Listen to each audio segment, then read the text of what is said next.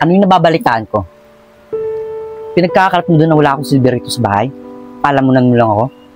Ha? Totoo ba yan? Aris, ano ba yung pagkasabi mo? Wala akong alam dyan. Inuumaga na nga ako sa pag-uwi eh. Marie, dadaan ka pa ba kay Mamang? Ay, hindi na. Baka hinahanap na siya ng anak ko eh. Paisabi na lang kay Mamang na mamaya ko na ibibigay yung porsyento niya. Grabe naman kasi si Mamang eh. Puro matatanda ang binibigay. Wala man lang bata at pogi. Ganon talaga, Rimelen. Pag matanda, maraming pera. Pag bata, wala. Maraming ang pera. Nakakapagod naman. Hay naku, Rimelen. Ang tagal-tagal natin sa trabaho na to. Puro ka pa reklamo. Tara na nga.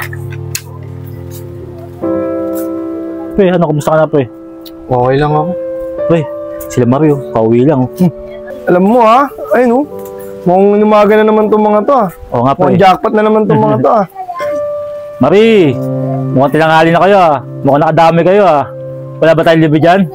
Ano, Lando? Libre? Sa panahon ngayon, wala nang libre. Uwi ka muna sa inyo. May asawa ka naman eh. Oo nga.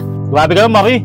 Saka-sakali magkakapera kami, hindi namin kayo kukunin, di ba, pre? Oo, Mari, gusto ko yan, panlibre lang eh, mga itsura niyang mga yan. Saka pangkapi ng taga pa, itsura nyo. Naku, kawawa mga customer nyo. Ang lalaki ng tiyan nyo. Nakikita nyo pa ba yan? Tara na nga, Rimili.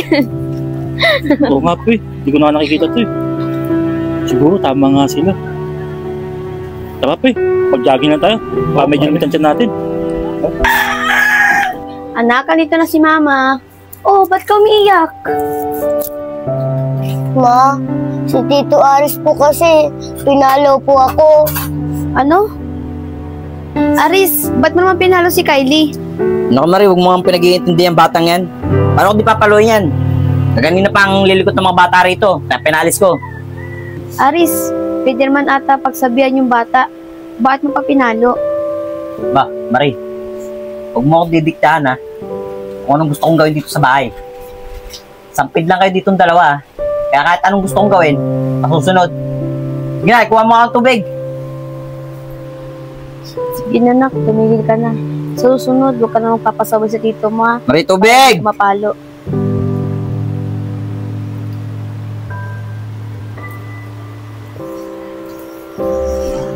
Ay! Ano ba? Magdaan-daan ka naman! Sorry, Aris, hindi ka sinasadya. Nahihilo na kasi ako, napagod ako sa trabaho. Di sinasadya. Kasunod, mag-iingat ka! Labas ka nga dyan! Labas na nga lang.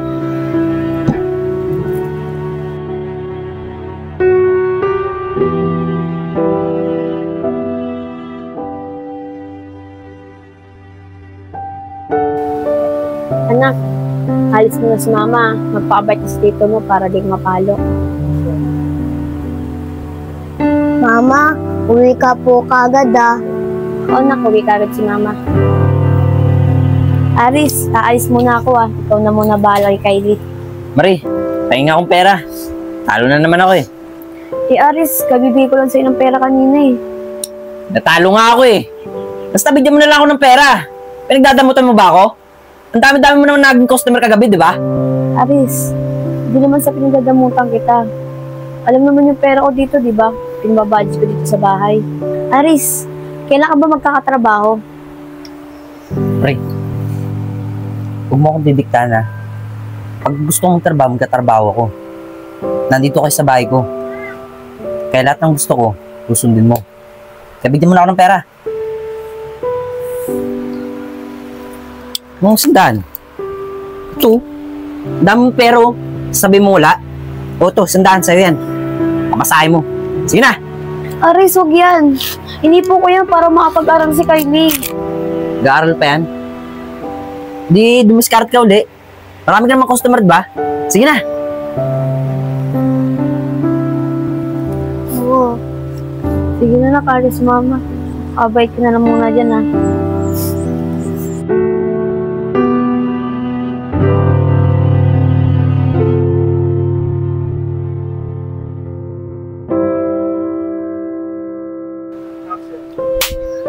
Ano yung nababalitaan ko? Pinagkakalat mo doon na wala akong silver rito sa bahay? Palamunan mo lang ako? Ha? Totoo ba yan? Aris, ano ba yung pagkasabi mo? Wala akong alam dyan. Inuumaga na nga ako sa pag-uwi eh. Tatandaan mo. dito kayo nakatira sa bahay ko. Wala kang ibang pupuntahan kundi dito lang.